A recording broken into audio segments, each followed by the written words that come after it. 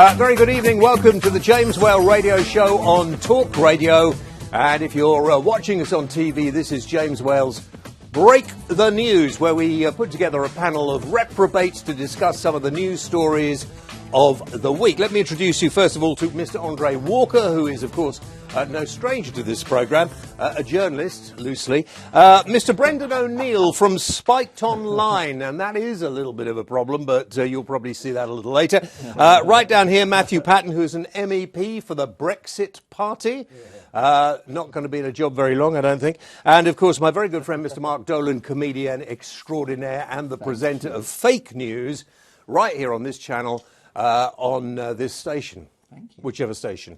Whichever station. Right. Well, TV stations, radio stations, thing of the past. It's all thing a of blur. the past. Yeah. James, you're now multi-platform. That's what they call it. And BBC, I mean, it's going, isn't it? BBC's going, With I think. any luck. Yeah. Hopefully. Something I've forgotten. What have I forgotten? Because well, you've introduced the guests. Ricky the Remainer. Does he matter?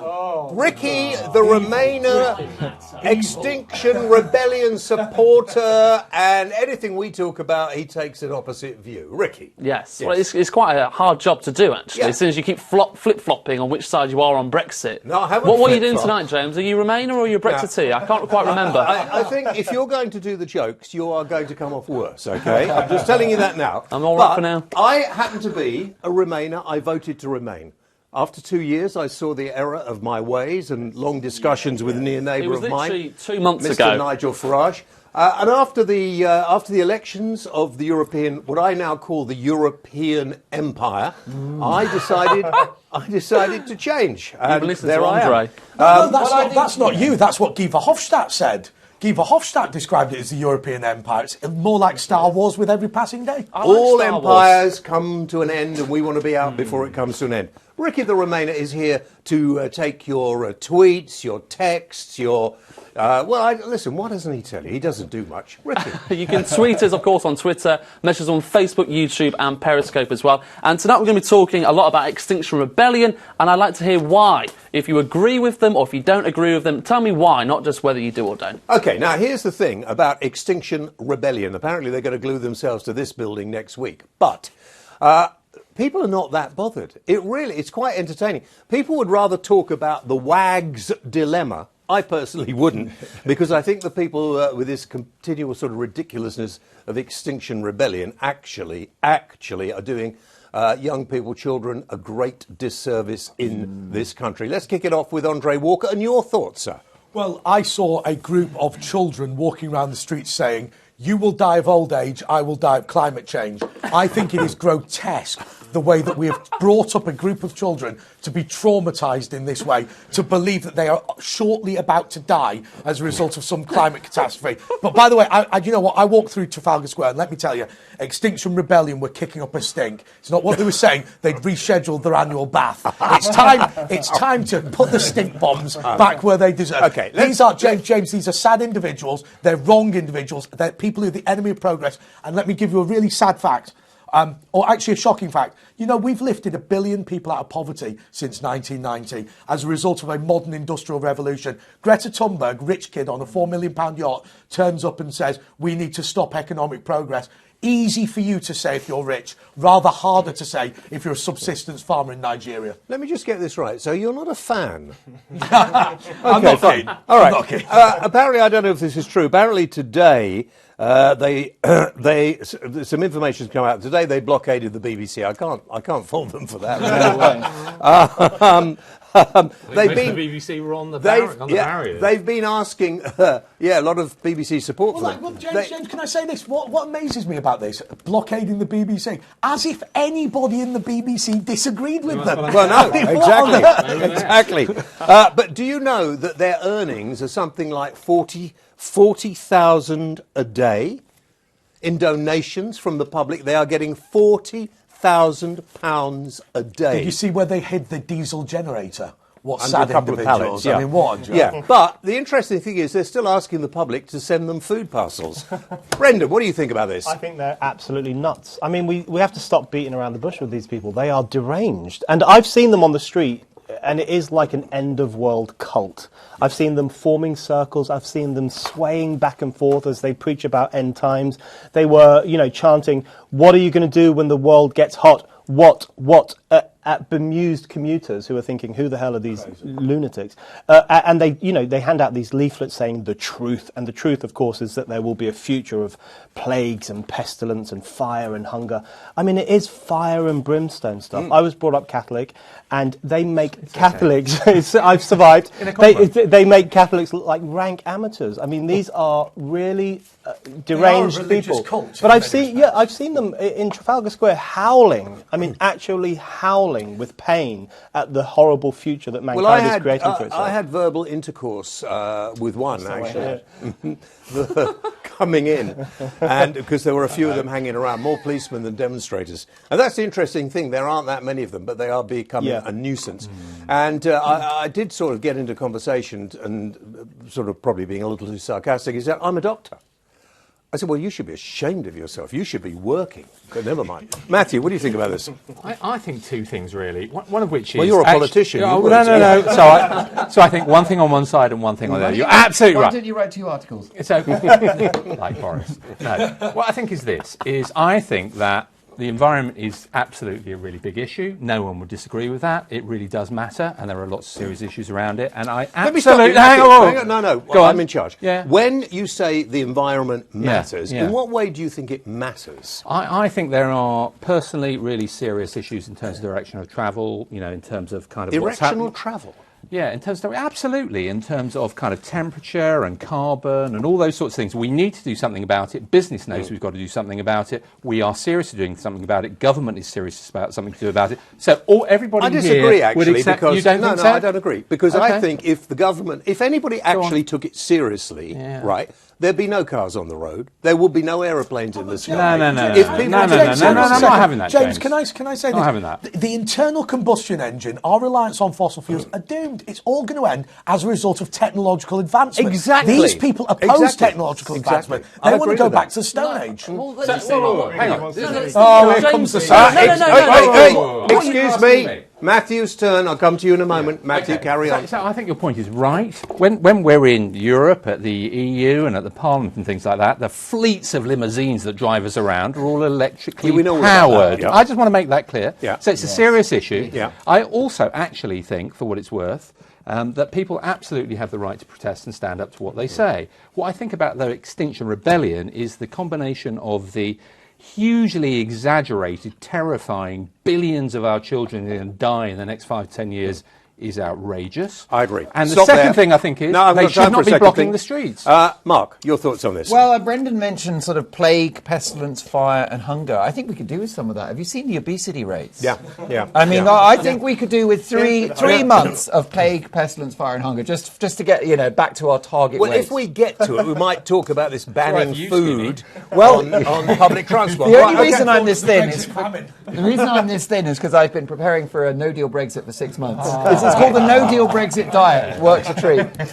Incidentally, just before everybody shouts too much, I am in favour of cleaning this planet up.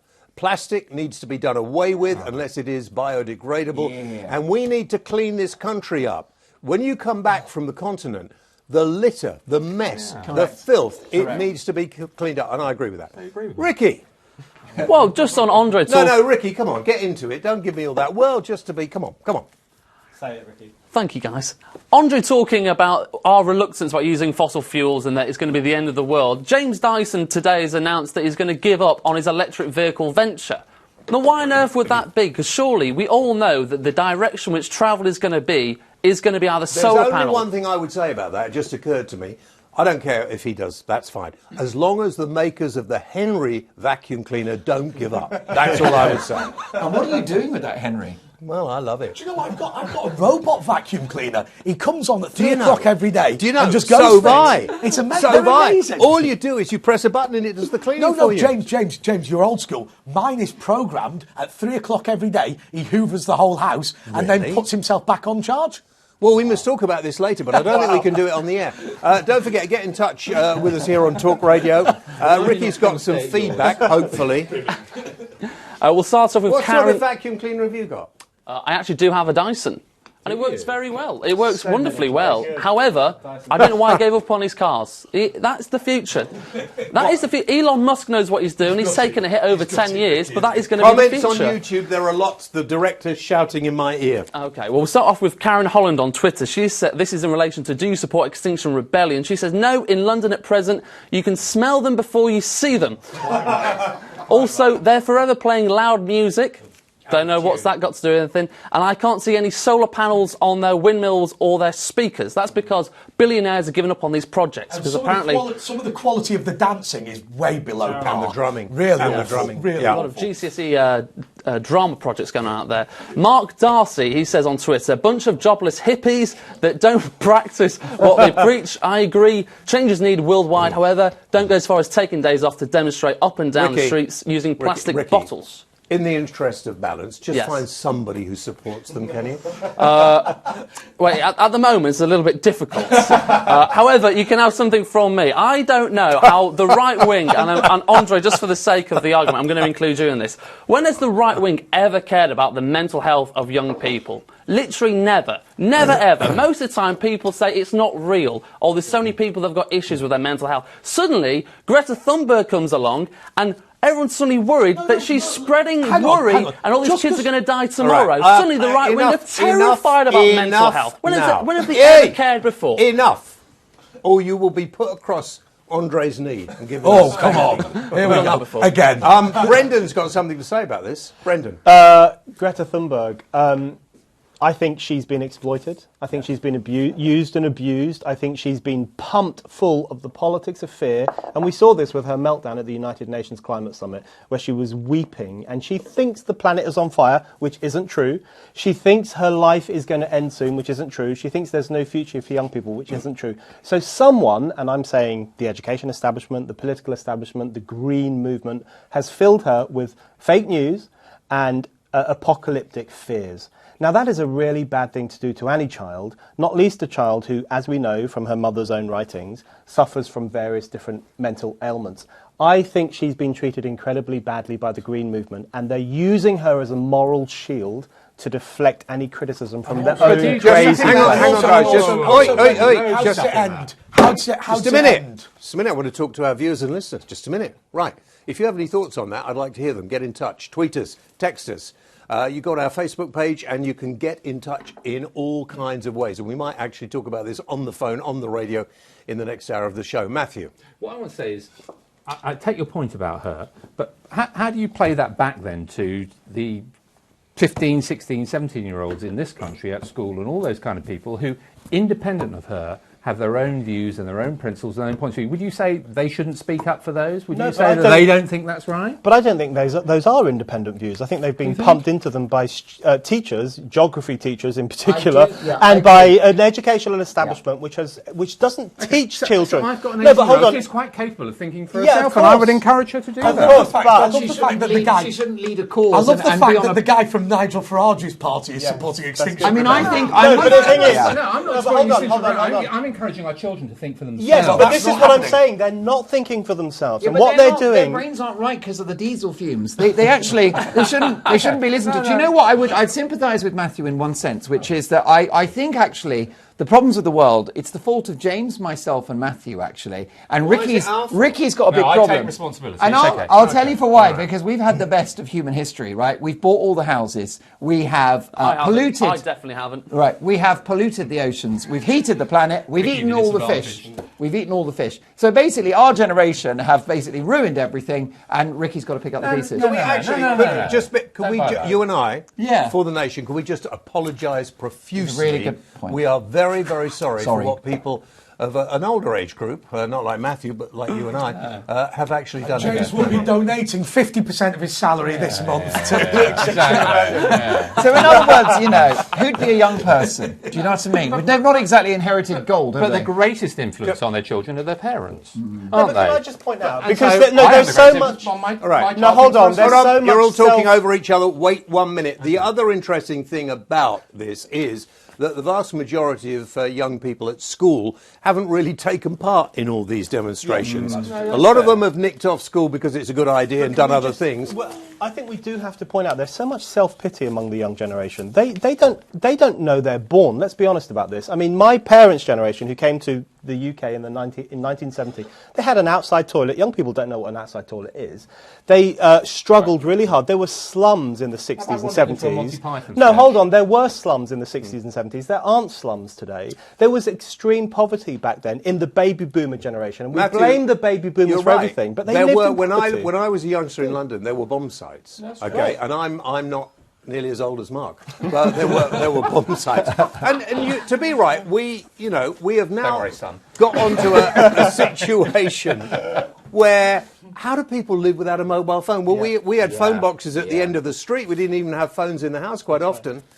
So we've come on by leaps and bounds. And maybe what's happened, and I don't know, I'm putting it out there, maybe what's happened is life is really a lot easier now than it used to be. Yeah. So people are looking for things to worry about. Do you know what I think? And I hate to be profound here. I think it's partly to do with the death of religion. I think that people need a new religion, a new thing to believe in, now that people don't go to church or don't go to synagogue or whatever anymore. And I think Have you noticed that Mark is wearing a white suit? Well, he's the man from Del Monte, isn't he? No, well, maybe be honest. Extinction Rebellion have changed their dress code, and it's now white suits. Yeah, yeah, old-fashioned, retro 70s. Sort of Saturday Night Fever. I think you might have a point. But if you look at Extinction Rebellion, it feels increasingly like some sort of paganistic religion where they've got evil people and whatever. And what amazing Let's have a look. Do they look like pagans here? Well, I mean, I'll be honest with you. I went to a Catholic school. I met a few rotters like that, believe me. All right, let's get some interest from our viewers and listeners. Ricky? Yes, we'll start off with Michael Alexis B, who says, brainwash middle-class Tristans and Tabithas, preaching to the working class. They need a good rinsing. Shane Bojo sold off them blasted water cannons. Get the tasers out. So there's a lot of, violent language I love out this there. show. I love this show. Hang on. Can you not find some sympathetic? Can you not find somebody who's the nicest one we've got at the moment, apart from the obligatory unfunny BBC-approved comedian, all is well on the show tonight. That's from Belgian Quill, which I don't think is very nice. Are you talking about... That's extremely I am talking about Mark. No, he was Channel 4, not... I can take it. That sounded like a family relative, Yeah. so just ignore it. James Bradley on YouTube, he says, obstruction in itself is a form of aggression and violence. Extinction Rebellion is not a peaceful demonstration. From an under 18-year-old. Have I? Yeah. Well, I mean, I don't know whether they should be commenting. I don't know exactly what the rules are on social media. I thought they were all on there. We're fine then. We're squeaky clean. I don't know how old these people are, but I'll do some digging. I wonder whether our producer thought it was a really good topic to kick off on, and I wonder whether the majority of people really could give a damn. I drove into London today in my great big gas-guzzling car and parked it out of the way. I walked along the streets of the studio here. All the bars and all the pubs are packed out, people on the street enjoying themselves, having a good time, walking around. And if you stop to say, the end of the world is coming in a couple of months, I think they're probably going to say, oh, go and get a life. But, that's a really important point, because most normal people don't buy into this absolute nonsense. I seriously worry that the middle classes in this country have gone mental, because they're on the street swaying back and forth and screaming about the end of the world. Not all of them, but some of them. Yeah. Or they're going absolutely nuts about Brexit, which I'm sure we'll come on to. And so there is this kind of hysteria amongst middle class people. And then they have the nerve to turn around to anyone who voted for Brexit and say that we're mad. But we're not in Trafalgar Square howling like wolves. We're not dressed up in these red outfits moping around about the end of the world. I think we have to be honest about this movement. This is not a rational movement. They use the shield of science to justify their claims, but this is a deeply irrational, pre-modern, hysterical movement. And I think we should just absolutely ridicule them out of existence. We shouldn't give them the time of day. The interesting thing is that science proves one thing one day and something completely different the next day. Matthew, let's have a word from Matthew. So actually, I think that, the UK government, international governments, even the US resistantly recognises that we have to do something about reducing our reliance on fossil fuels and carbon, all those things. It is a reality. Well, it's going to run out. So it's going to run out. So of course we have to. And I agree about the point, which is about, I believe that science will find answers to it, but it's a really, really serious issue. I think the hyperbole of this organisation and taking over the streets and preventing everyday people getting on and doing everything except going to the pubs and drinking, as James has made very clear, is a real problem. They probably do that after the demonstration. But actually, it's a serious issue.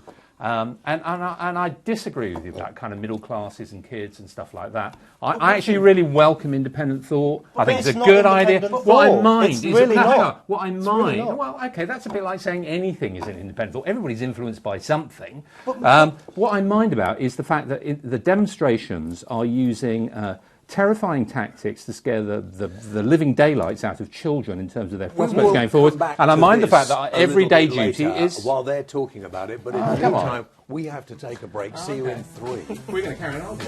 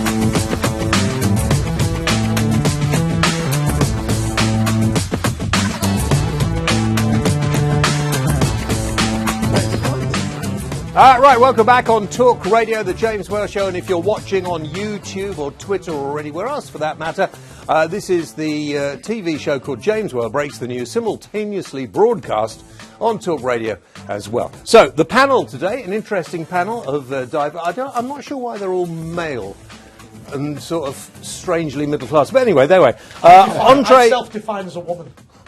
Okay, well, we've got 3 men and one woman. Andre Walker is her name, and she's a journalist who writes for the New York Observer, right. Brendan O'Neill, spiked online, and apparently he's a Marxist, but there we are. Matthew Patten, who's an MEP for the Brexit Party. Brexit. They are a bit Marxist, but not a Marxist. They're Brexit. And probably the most sane one here. Although I've fallen out with him slightly when he said this is a bit like being on the Alan Partridge show, which I find really annoying. But never mind, he's a member of the Brexit Party, so he's not long in politics. Mark Dolan, comedian, and of course presenter of Fake News, and Ricky the Remainer over here. And talking about Remainers, let's get back onto Brexit. If you want to talk about Extinction Rebellion, feel free. A lot of people very moved to talk about it, but actually, generally, as far as the media is concerned, I won't talk about this, but lots of phone-in programmes are now obsessed with the WAGs. They are. They are, and I have no idea why. Because it's light relief. It's an escape. Do you think that's it? Yeah. We were so in the doldrums with Brexit that 2 millionaire women fighting a virtual battle online. Yeah. It's just what we need. Shall we do a bit about Brexit? It's good news because it looks like there is a deal coming, and it looks like we can leave, thank goodness, on the 31st of October. So we're all rocking and rolling to that. Mark. Well, I tell you what, Boris might just have done it. And it's interesting because he's a divisive figure. I mean, back in the day, he was the Heineken politician, reaching a few too many parts, we discovered. Now he is the Marmite politician. He's divisive. But if he delivers Brexit, gets it over the line, the whole country will sigh a big sigh of relief. And I think he'll be a national hero. Yeah.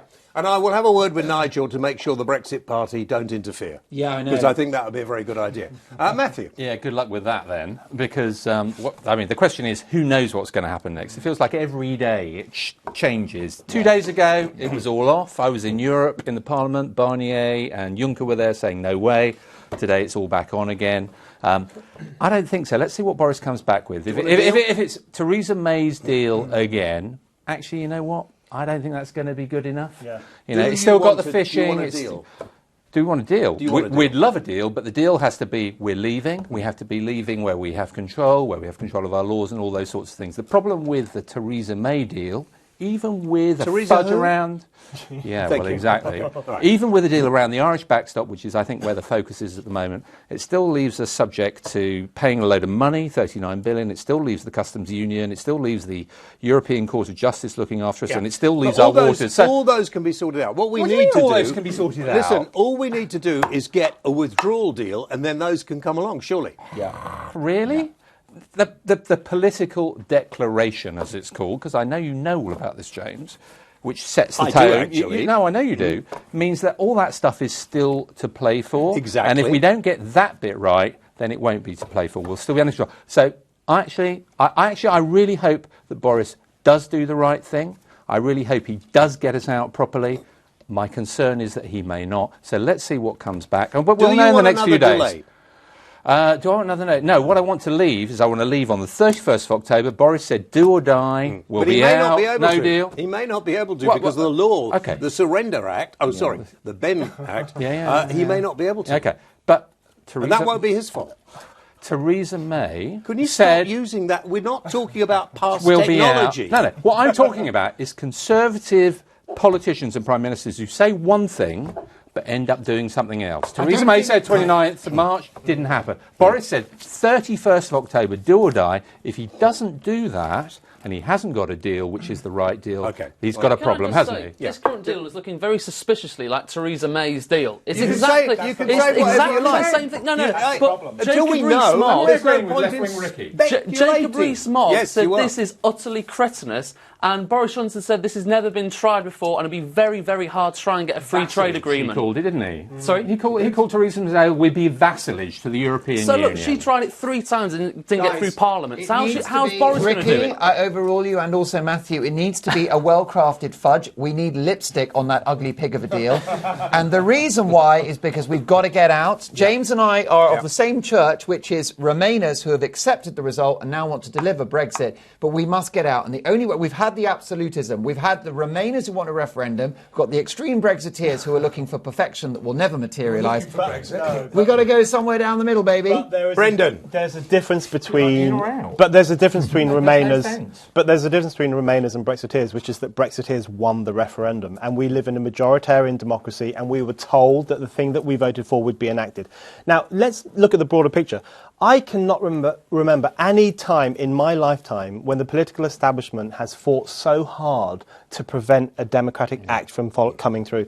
To so many people out there, millions upon millions of people, this is such a disturbing political period because they were told in good faith that the thing they voted for would be respected, it would be enacted, it would be pushed through, that politicians would obey them.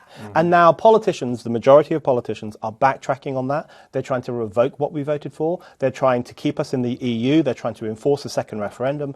This is a betrayal of the British people. And now, I know you're not supposed to say betrayal, you're not supposed to say sabotage, you're not supposed to say surrender. You are in the Brexit Party. But the thing is, it is a betrayal of democracy. They are sabotaging our vote, and they are surrendering to the European Union. Now, in relation to Boris, I'm not convinced he's got a good deal. And the fact is that the EU is quite happy about what's happened. Leo Varadkar is quite happy about what's happened over the past couple of days. And that's a bad sign. What would you say, Brendan, to all those people who think, I don't care if we leave tomorrow, couldn't care less, OK? I'm fed up with it, fed up with the whole thing, fed up with the politicians, we can leave tomorrow.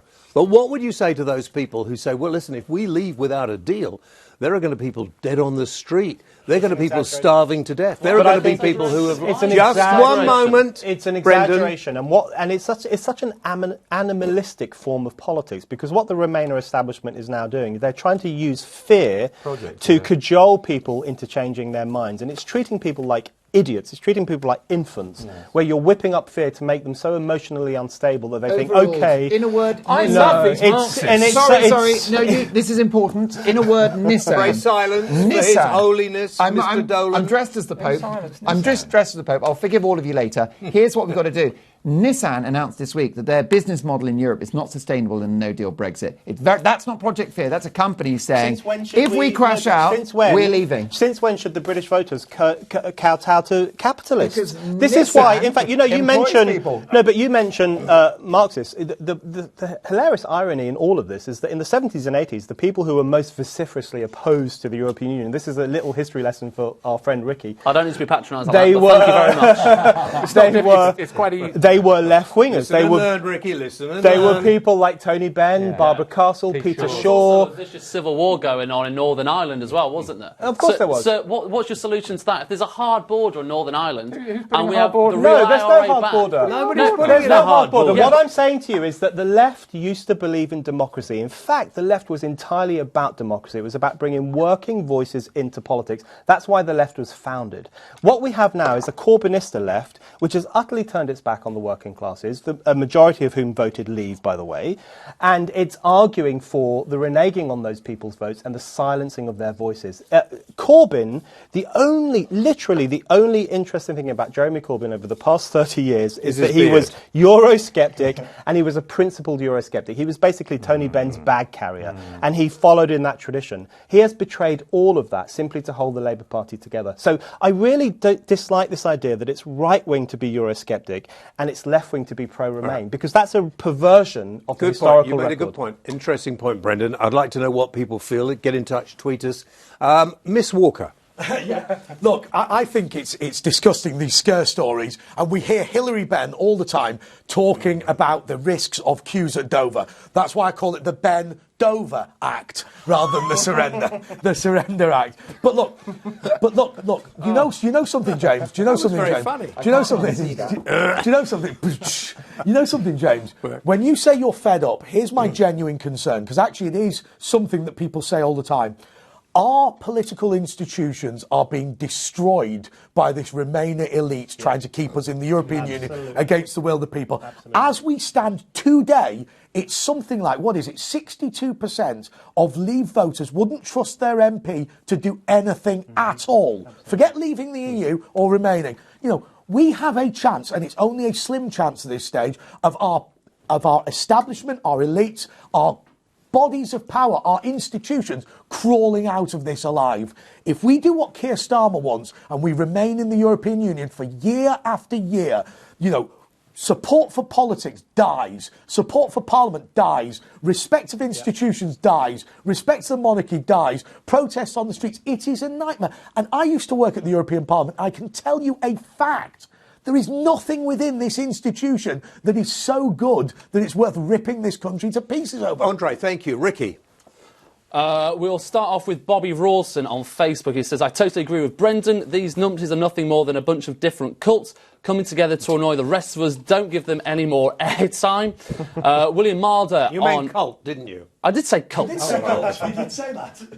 Get him in trouble like that. William Marder on Brexit, he says, the snowflakes are the people that are malignant narcissists due to their fear issues, and as long as you're uncomfortable with fellow narcissists locking elbows, no truth will get through. I love this show.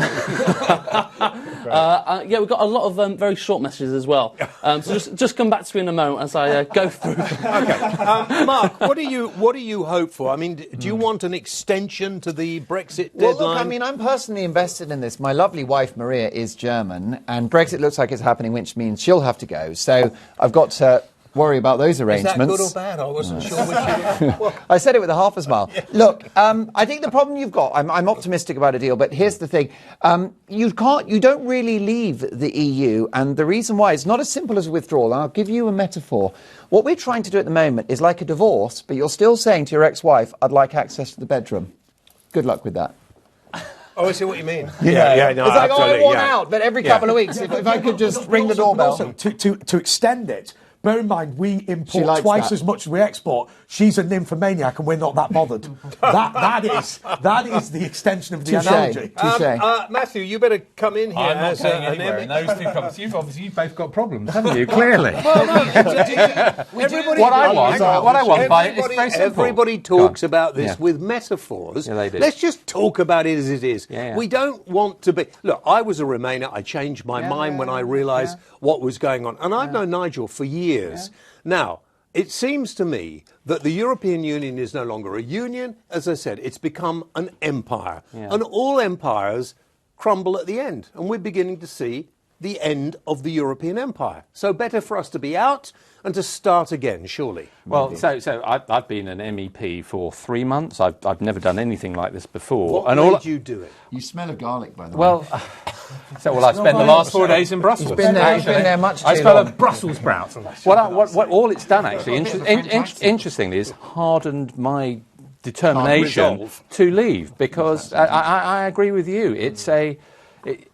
the language they use in terms of describing the European Parliament is the same. They talk about first readings and debates, but they're not debates, and everything is a stitch-up, and it just doesn't fit our culture at all. What do you do? And you see this creeping... What did you do before you did this? Interestingly, I know you're going to say this, interestingly, I used to run charities, youth charities, hence my conversation earlier, and I used to run something called the Mayor's Fund for London, so I used to work for Boris, and then Sadiq. Right. Yeah. So you were sort of a politician in the back office? Well, no, we were an independent charity and all those things. I was interested in social mobility and how to make London a better place. That's what I was about. What do you think of the current Mayor of London? Don't answer. Brendan. That's another show. The thing is, I completely agree that the European Parliament is not a democratic parliament. No. I mean, they can't even propose legislation. All they have to do is tick off legislation that's proposed by the unelected European Commission. But it's become too big. You can't manipulate something that big now. No, but the whole thing is completely an empire, and it treats European people like its subjects. It's become a political organisation it's destroyed, rather than a financial organisation. But if you look at what the EU did, it destroyed the Greek working classes by enforcing austerity on them that they didn't want. It has imposed unelected governments on Italy. It overrode democratic votes in Ireland, the Netherlands and France, and now it's treating Britain like a piece of crap, to be frank. So this is an empire-style institution that treats the peoples of Europe like trash. And that's the thing that shocks me most about when left-wingers rally behind the EU. I want to say to them, don't you know what it's done to Greek pensioners? Don't you know what it's done to Italian youths who are massively unemployed? Don't you know what it did to French voters and Dutch voters and British voters and Irish voters, where it forced the Irish people to accept an austerity that they voted against? This is an undemocratic, illiberal, authoritarian, neo-colonialist institution, and the sooner we leave it, the better. I just want to put one comment in there, which I just want to qualify, I think, what you said, which is that this is about the European Union as an institution. It's not about Europe and European people. Yeah. Okay? We like Europe. We like European people. We like going on holiday and all these things. That's my point. It's the institution which is the problem. The European people. The European people have been trashed by the EU. That's my point. But the European people. I go to France a lot. I used to nearly live in France. Yeah, and a lot of ordinary French people want out. No, they don't want to be in. They want their franc back, and they want to be out. Andre, quickly. Do you know? I will say one thing. You asked the question before about Boris Johnson's deal. So I believe in a clean break, no deal Brexit. However, Theresa May's deal was catastrophic. I genuinely believe that if Boris Johnson comes back with a bad deal, actually he'll be a hero for that. And what I mean by a bad deal is one that is not so catastrophic that we can't change it in a couple of years' time. The problem with whatever Boris brings back, the British Parliament will not put through. So I think we're going to go out on a... Actually, can I tell you my theory of what I think needs to happen now? And I know nobody agrees with me on this. What we need to do, I think Boris Johnson needs to resign as Prime Minister, but not leader of the Conservative Party. We need to give them what they want. Let John Bercow be the Prime Minister, extend Article 50, extend Article 50, and let's have a general election where we eviscerate these pro-Europeans. All right, okay. Thank you very much indeed. Right. I've just seen a text that came in that said... looking at the programme, James, it looks like question time on speed. And let's go. I don't know what we would call Ricky the Remainer in that they don't have one on question time. Watch this space. We'll start off with Rob. He says England are on now. He's off. He's had enough. What? England are playing. It's the footy. Oh, for goodness sake. Who cares? Go on, get on with it. And I've had a lot of people calling me a daft cult. To get that absolutely right. Why would they do that to you? I don't know. I don't. Lovable. I don't get it. No, I don't. Mark Carlin, he says, I'd be interested to know how many Extinction Rebellion people are Ramonas. Just curious. I think there might be a bit of a crossover somewhere. And Elaine Moore on Twitter, she's got an interesting point. She says... Elaine Moore. Oh, fine, yeah. Hearing aid. Elaine Moore on Twitter, she says, drama student lovies, rich kids, white privilege at its height. She's never used white privilege before, apparently. She says, I support Greenpeace, I don't have a car, I don't fly anywhere, and I eat meat rarely, but I despise their rhetoric, to be honest. No, I eat meat rarely as well. Rare meat is sensational, trust me. Listen, whilst we party on here on James Whale Breaks the News on Talk Radio and elsewhere, we'll take a short break. Don't go anywhere.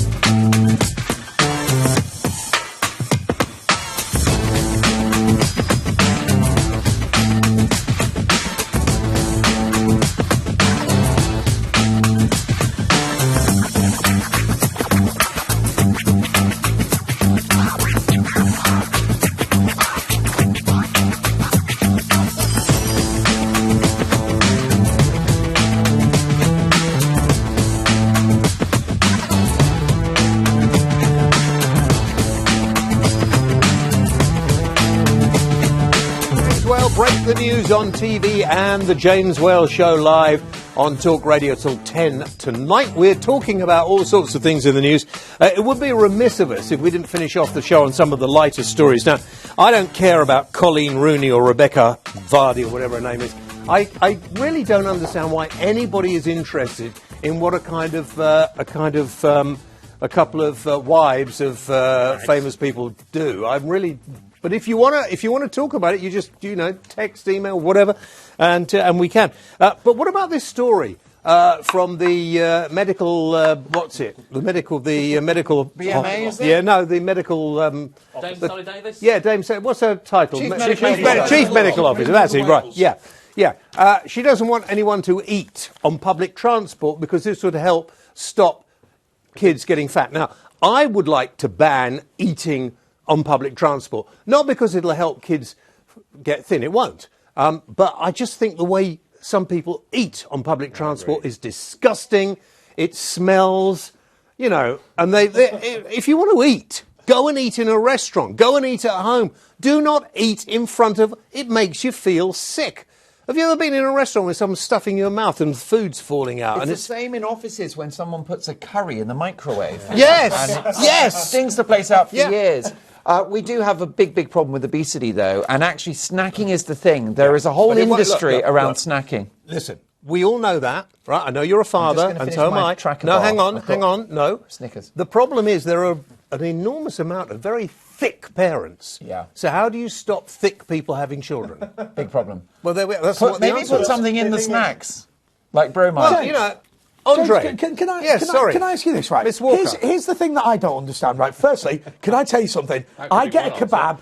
I get a kebab at Paddington Station and eat it on the train. I don't care, right? However, let me say this to you. I'm completely shocked by the fact that people lament how fat kids are and they give them bus passes to go to school. What is the harm in walking 2 miles to school? Where do you see these chubbaroos now in the fried chicken shop? Yeah, but listen, the reason is parents mainly are scared to let their children go out on the street. They want to wrap them in cotton wool. Well, they don't have to wrap them in cotton wool, James, because the blubbernauts don't need cotton wool anymore, do they? But I think, I do think snacking on public transport is pretty gross, and particularly crisps, the noise they make Cheese and when they're onions stink scoffing as those well. crisps. Yeah. But I wouldn't have any legislation. I wouldn't ban them. I think people need to be free to make these choices. You couldn't ban them anyway. But you couldn't ban them. But my issue is where were all... Lots of people are complaining about this proposed ban on snacking on public transport. My question is, where were these people when they banned boozing on public transport? Because that has actually had that's had a detrimental impact on my life. Because I would often leave the office and go to a party, and you're on a long train journey, and you think, God, I need to have a couple of cans before I get there, loosen up. And there's Diane Abbott, and everyone thinks that's fine. And you're not allowed to do it. Hold on. Are you not allowed to drink on? You're not allowed on the tube. On the tube. Well, I went to allowed. a do the other day on the train with some friends, and we had a drink on the train that one of them bought. No. So some the trains police are not okay. here. Shut I up. think it's any TfL trains, any underground trains or whatever you can't. No problem. Yeah. Anyway, Ricky's got some thoughts from the public. The very entertaining, the very intelligent public who would listen and watch this programme, not those who give their kids too much food and they wobble to school. We'll start off with NWO, who says, Ricky, I've started an online petition to get the rubbish music changed back to Junkie Chase. Look, people hate the new music, James. We need to have a word. Can I listen, let's just clear this up. Because it goes on TV, it is now for legal reasons. I will still be using the Junkie Chase as my theme on radio. I do apologise. But when we find a big sponsor for this show, then maybe we'll just have their name all over it. Good idea. Yeah. If you want to sponsor the show, get in touch. Mark Carlin says, I'd love a fast food company to sponsor this. Yes. Absolutely. And we could have pizzas or curry all along the top of the bed. Yeah. Ricky, so sorry to interrupt. That's all right, it's unlike you. Mark Carlin says, I don't use buses because they're full of peasants. That's very similar to you, James. Not been on public transport since the 70s. Richard Head, which is a very funny name. Thank you for that. His friends call him Dick. Thank you for spelling it. Richard says, nothing wrong with eating a kebab on the train. It's the farting I can't stand. Oh, please. This is the level that we've descended to. So if there's anything else anyone wants to join in, tweet us, Facebook us, YouTube us, and we'll get to the best ones. Well, actually, I like to hear some sensible debate coming in because some of these because some of these programs, and you get these very worthy people giving their views on the news. You think, what do they do in their life? The same with, the other thing that Extinction Rebellion, to go back to that before we finish the programme, is they want these people's assemblies.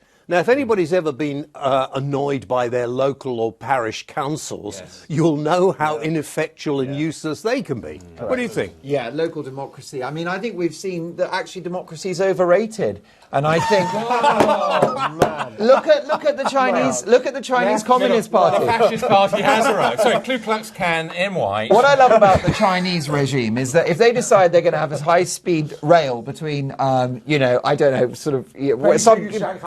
and Shanghai, the only two cities in China that I can heard of, they're going to build that train line, and they're not going to worry about planning permission, and that's why China is about to become the world's biggest economy.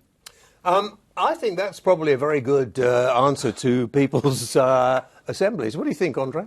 Oh, people's assemblies. Look, I'll tell you what it is. A bunch of stink bombs with, big hair and, what are those awful dreadlocks all singing Kumbaya? Do you know what they should do? Get a job. Get a job. You sat there going, do you know what I think we should do with Extinction Rebellion? How about you do not qualify for benefits if you sat there? I was watching the TV the other day, James. I wish I'd asked somebody's tiptoeing round Westminster at 5 in the morning. I was going on Julia Hartley-Brew's breakfast show, so I watched the TV. 5 in the morning, go, we can't make much noise, we might wake them up. Do you know what I'd do? I'd throw